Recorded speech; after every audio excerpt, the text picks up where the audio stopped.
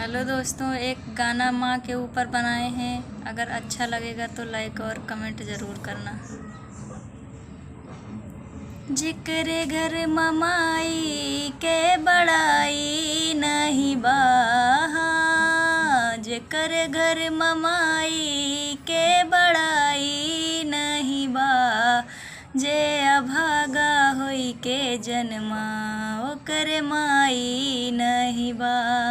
जे अभागा होई के जन्मा ओकर माई नहीं बा। जेकर घर ममाई के बड़ाई नहीं बा, जेकर घर ममाई के बड़ाई नहीं बा। जे अभागा होई के जन्मा ओकर माई नहीं बा। जे अभागा होई के जन्मा ओकर माई नहीं बा। बचपन में माई हमके दूधवा पियाउली, बचपन में माई हमके दूधवा पियाउली। दूधवा से बढ़ के मलाई नहीं बा, दूधवा से बढ़ के मलाई नहीं बा। जे अभागा होई के जन्मा ओकर माई नहीं बा।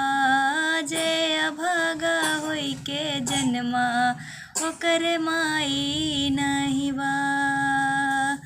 जेकर घर ममाई के बड़ाई नहीं बा,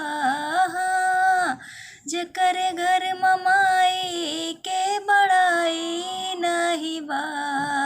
जे अभागा होई के जन्मा ओकर माई नहीं बा। जे अभागा होई के जन्मा ओकर माई नहीं बा। बचपन में माई हमके अचरा ओढ़ौली, बचपन में माई हमके अचरा ओढ़ौली।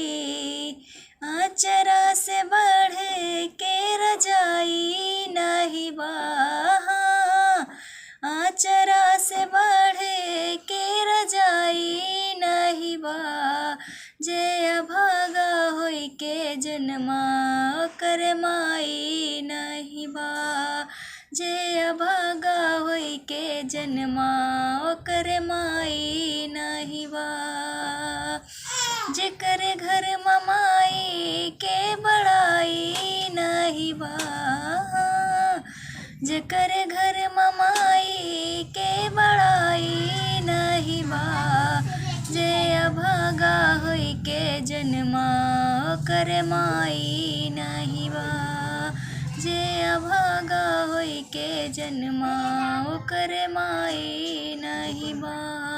जे अभागा होई के जन्मा ओकर माई नहीं बा।